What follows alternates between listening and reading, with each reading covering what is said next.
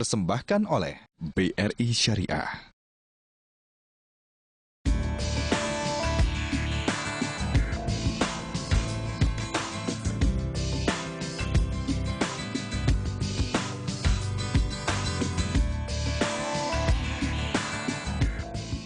Tatapannya yang ramah menunjukkan kelembutan hatinya. Seorang pengusaha properti yang sukses, seorang muslim yang taat, Muhammad Turino Junaidi. Kesuksesannya sebagai seorang pengusaha tidak membuatnya berpaling dari nilai-nilai spiritualitas. Muhammad Turino Junaidi yang biasa disapa Pak Jun selalu berusaha menerapkan nilai-nilai Islam dalam segala aktivitasnya.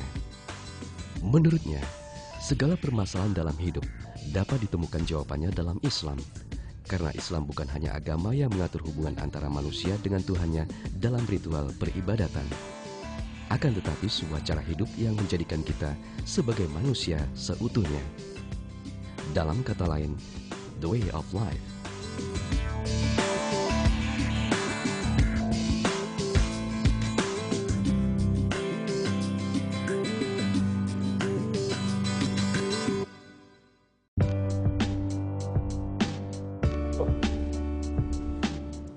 Pak Jun? Halo, Pak. Apa kabar, Pak? Assalamualaikum, Pak. Waalaikumsalam. Aduh. Di sini juga? Iya nih, Pak. Monggo, Pak, diselesaikan dulu urusan banknya. Tapi boleh kita nanti setelah ini ngobrol-ngobrol? Bisa. Oke, silakan, Pak.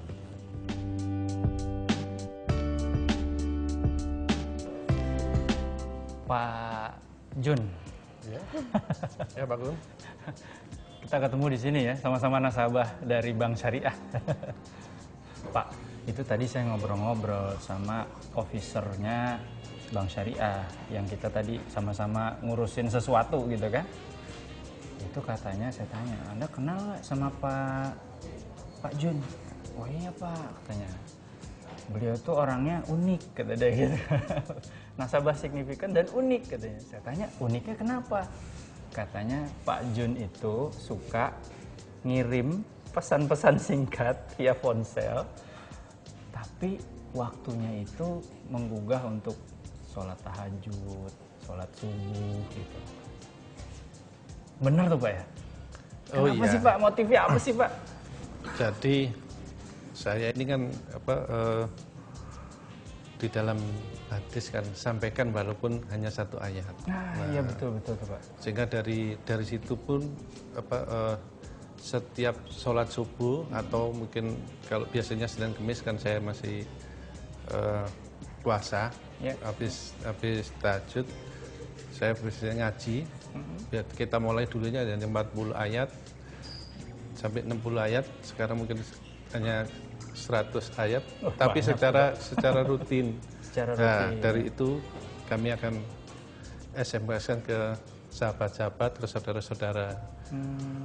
Dan uniknya ada juga yang seneng, ada mungkin situasi kan macam-macam. Yang namanya Quran itu kan ada sejarah, ada peringatan, ada betul. Juga doa gitu. Dan kadang-kadang yang peringatan ini membuat mungkin suasana yang nggak pas, marah gitu, bisa jadi marah. Padahal ini adalah sebuah Quran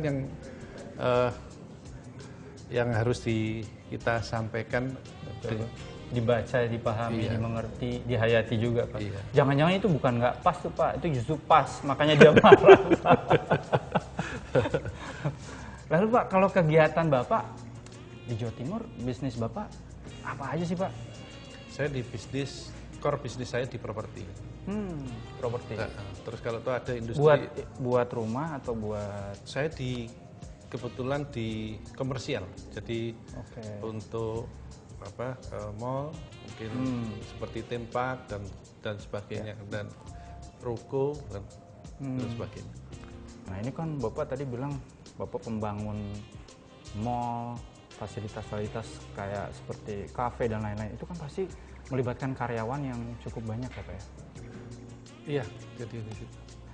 Lalu gimana tuh Pak interaksi Bapak sebagai pemimpin grup, bicaranya kali grup ya, grup usaha ya, udah bukan satu perusahaan kali ya, terhadap karyawan-karyawan Bapak, juga orang-orang yang istilahnya ikut membantu Bapak mengembangkan usaha Bapak? Jadi kalau di perusahaan kami, kebetulan kan dari perusahaan keluarga yang secara bertahap ini kan kita menginjak kepada karena tuntutan zaman harus harus profesional. Kami biasa meminit dan kami pun juga sharing dengan anak-anak dan dengan tim daripada bagian karyawan itu kan jadi tim dari perusahaan kami. Itu kami meminitnya dengan dua pendekatan. Kalau kita pendekatan hanya masalah rasio, masalah pemikiran itu biasanya bisa jahat. Hati aja jadi lemah. Jadi saya mix antara bagaimana antara rasio dan hati itu berjalan dengan seiring. Kalau kita sebagai pengusaha, sebenarnya pengusaha itu adalah kepercayaan. Pengusaha itu adalah punya etika. Harus punya etika. Pengusaha itu punya asas kepatutan dan kepantasan. Nah, itu yang kita aplikasikan. Apalagi kalau kami sebagai seorang Muslim di induknya daripada ilmu itu ada di Quran. Sehingga saya akan gali, yaitu tadi saya gali setiap kadang pada saat situasi seperti ini kok tidak cocok ya. Situasi lainnya pasti ada kecocokan, diulang-ulang akhirnya kita akan bisa ketemu. Dari itulah kita aplikasikan secara perusahaan bertahap. Satu contoh mamanya kalau ilmu modern sekarang bisa ngomong visi, bisa ngomong SOP, kadang balance scorecard, KPI dan sebagainya. Itu semua ada di Quran ada. Di situ. Jadi mamanya satu contoh orang bagaimana manajemen meniru sholat berjamaah. Sholat berjamaah itu adalah satu kiblat ke arah tertentu. Kiblat itu adalah visi. Satu kiblat, satu visi. Satu contoh namanya di Islam, kalau kita sholat seluruh dunia itu adalah sama. Itu adalah SOP sebetulnya. Nah, satu visi, satu SOP. Iya, itu sudah SOP kan gitu. Jadi banyak kita bisa gali dari sana, tak kalah. Tapi belum apapun, kami pun masih harus banyak belajar. Karena masih pun juga ilmu kami pun juga sangat-sangat kurang. Makanya butuh kami dari lingkungan yang sehat, dari teman-teman yang mempunyai pemikiran secara positif, sehingga bagaimanapun juga kami bagaimana bisa berhasil dengan cara-cara yang benar dan islami. Iya. Satu pekerjaan apabila diberikan pada bukan ahlinya, maka akan jadi hancur atau mungkin akan jadi rusak.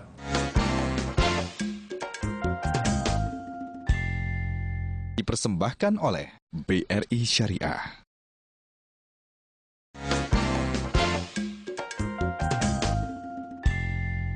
Dipersembahkan oleh BRI Syariah.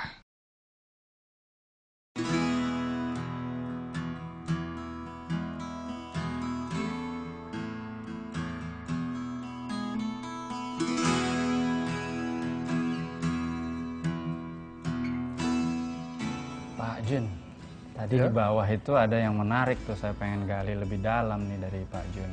Pak Jun bilang tadi visi SOP dari perusahaan tuh seperti sholat gitu ya, mengarah kepada satu titik gitu kan kira-kira. Nah, lalu kan kalau kita lihat filosofi sholat kan ada yang mimpin dong Pak, ya enggak? Nah, Pak Jun kan pemimpin dari sekian banyak grup usaha. Pasti di tiap-tiap usaha itu ada yang Bapak tunjuk gitu sebagai pemimpin. Kira-kira kriteria orang yang pantas untuk duduk di situ memimpin itu orang yang seperti apa, Pak? Jadi untuk memimpin perusahaan itu pun juga sama dengan di kriteria di sholat. Yang pertama, bagaimana sih ilmunya? Oh, ilmu, oke. Jadi ilmunya. Terus kalau toh di situ sama-sama otomatis kan karakternya bagaimana, alim apa tidak.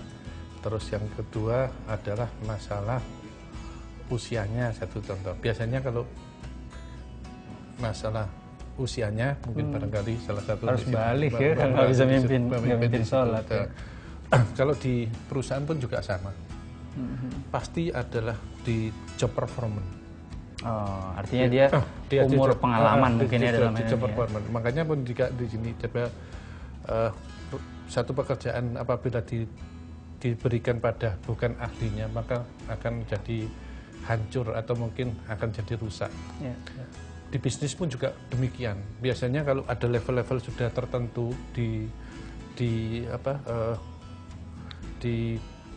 karena sudah kepercayaan sudah terbangun, biasanya finance itu bukan jadi masalah lagi. Yang jadi permasalahan justru di SDM. Jadi makanya pun juga harus ada training, harus ada masalah penguatan itu, sehingga dari situ ada transfer terhadap pengetahuan itu adalah sangat penting. Ya, ya. Transfer pengetahuan juga pengalaman juga gitu Iya, Pak. pengalaman di situ. Nah Pak, oke, kalau udah milih pemimpin seperti itu, lalu kan grup usaha Bapak kan gede, kan pasti berpartner dong ya sama orang lain gitu kan. Nah dalam berpartner tuh kan kita ada kiat-kiat pastinya untuk memilih seorang partner bisnis. Bisa jadi ya partner bisnis tidak harus seagama gitu. Nah kalau Bapak punya kiat-kiat memilih partner bisnis itu seperti apa Pak? Kriteria partner bisnis yang bisa pas gitu. Terus terang aja di bisnis saya kan dari bisnis yang kecil, dari kita tumbuh itu kalau orang pinter itu biasanya tidak ada salah. Justru saya itu dibesarkan karena banyak kesalahan. Saya sering ditipu orang, saya dikerjani orang dan sebagainya. Sehingga dari sini pun juga termasuk kita berpartner. Nah, berarti kalau berpartner, paling tidak kalau kita berpartner ada beberapa kiat yang di situ. Yang pertama adalah bagaimana sih ibadahnya. Walaupun tidak seagama di situ. Ya. Yang kedua ada bagaimana perlakuan terhadap orang tuanya. Wah, orang tua. Yang ketiga bagaimana dengan saudaranya. Yang keempat barangkali ada enggak bisnis hitam. Bisnis hitam maksudnya ya bisnis yang tidak beretika. Ya beretika ada situ. Itu Bapak berbisnis istilahnya berusaha putih banget ya bisnisnya, berusaha beretika. Nah, sekarang kan Bapak jadi nasabah di Bank Syariah. Yang menjadi landasan utama Bapak menjadi nasabah di Bank Syariah itu apa karena Bapak berusaha bisnisnya bagus, bersih, atau ada sesuatu yang lebih dalam Pak dari Jadi itu? otomatis ya dijadikan nasabah di Syariah karena kita kan Muslim, kita lebih diutamakan di situ karena di sini pun juga nyaman. Dari saya sudah kalau di Bank Syariah itu ada jadi nasabah sudah 9 tahun. Oh, 9 tahun Pak. 9 tahun. Cukup lama ya. Pak, tadi kan Bapak pengen bisnisnya bersih, bisnis Bapak sudah yang istilahnya putih-putih saja gitu ya.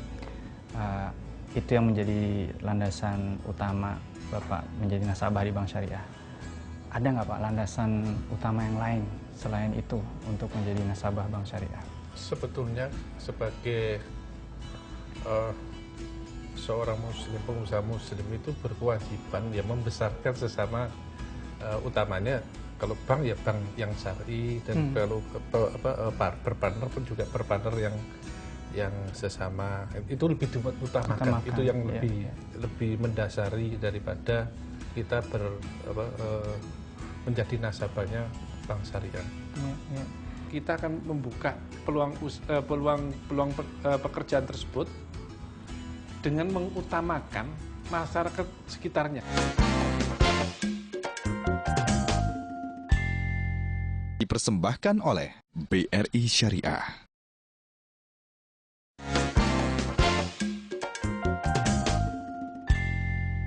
Dipersembahkan oleh BRI Syariah.